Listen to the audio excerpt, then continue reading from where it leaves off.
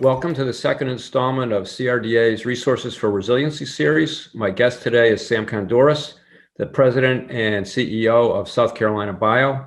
Sam and his team, Aaron Ford, Sam Patrick, Morgan Nichols, have presided over the resuscitation of an organization that was moribund just a few years ago and now has turned into a powerhouse in the state's life sciences industry and in the economic development industry. And while that has gone on, it mirrors the growth in the life science industry in South Carolina. And while Sam and his team deserve the lion's share of credit for getting the organization restarted, there's a great story to tell about how the industry has grown and prospered in the state too.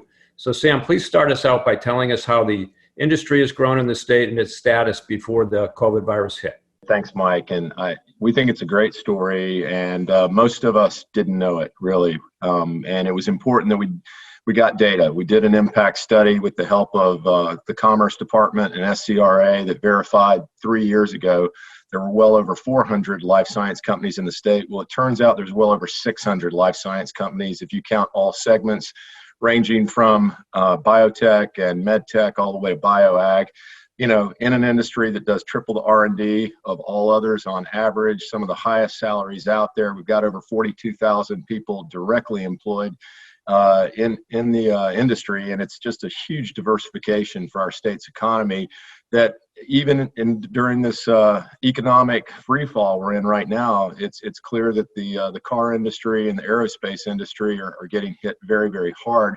And this industry actually is rising in some ways because it is, in fact, the industry the world's depending on right now to pull us out of this crisis. So we're excited about South Carolina had huge momentum going into this. I expect that only to continue as we find our way out. So, Sam, that's a great segue. I want to get into what's going on during COVID. And I want to refer everybody listening to the SC Bio website. It's the best collection of information on the life science front and how South Carolina and our country are fighting back against the COVID crisis.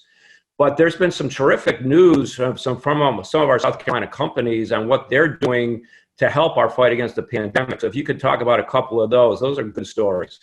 Yeah, you know, there are silver linings in this for sure, and it's mustering the best of many of our companies, and it's spawning a lot of creativity and agility and pivoting. Organizations like CRDA and SC Bio are clearly pivoting during this. But I did a kind of a CEO update just less than a month ago that was talking about it was amazing to see MUSC in Charleston step up as the first healthcare provider in the country that had a telemedicine component combined with a drive-through COVID-19 testing capability that was done in partnership with Citadel Mall Epic Center, and other states like New York ended up emulating that very example. Even it was cited in the New York Times. You know, and at the same time, right across town, Vicor Scientific with a really compelling COVID-19 test strategy where they have a panel that includes 39 other pathogens, and they have shipped over 100,000 COVID-19 tests all over the country, including to 5 hospitals in South Carolina, where their unique panel not only confirms a COVID-19 diagnosis, but has 60% of the patients who have tested positive for COVID through their panel. It was also revealed a co-infection that was important for the clinicians to know to personalize their treatment protocol, antibiotic resistance, things like that. So, you know, those are just a couple of examples. Companies like Nephron in Colombia, they have maximized production right now, and obviously are having to do it very carefully with a workforce of 1,400 going full tilt as they continue to produce respiratory therapies that are used as a first-line protocol in this battle.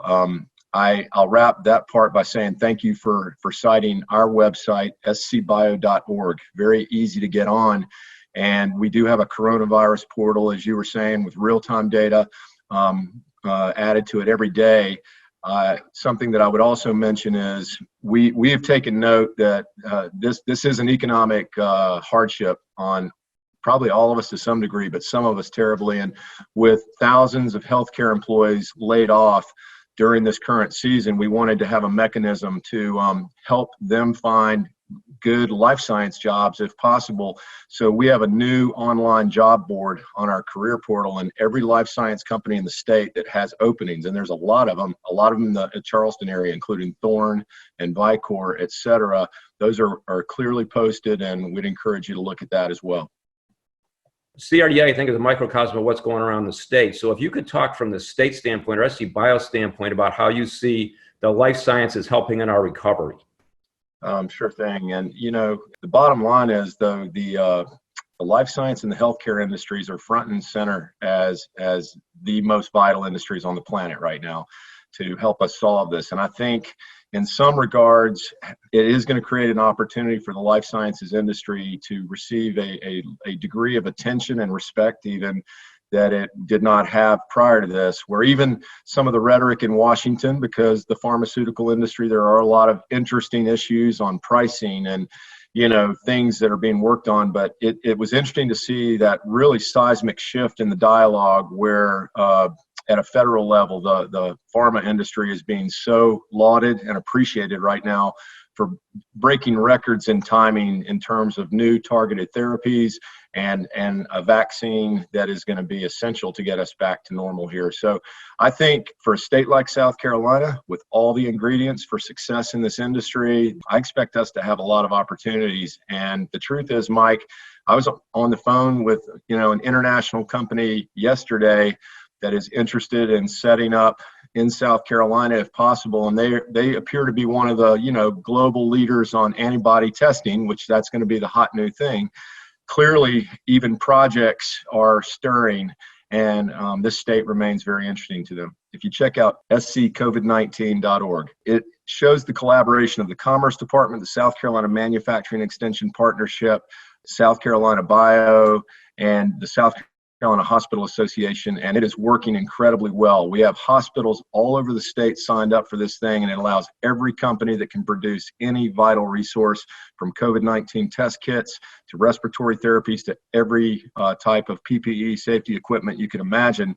And it's allowing those companies to load their information, what they have, and allowing healthcare providers and clinicians to order immediately. But again, it is sccovid19.org.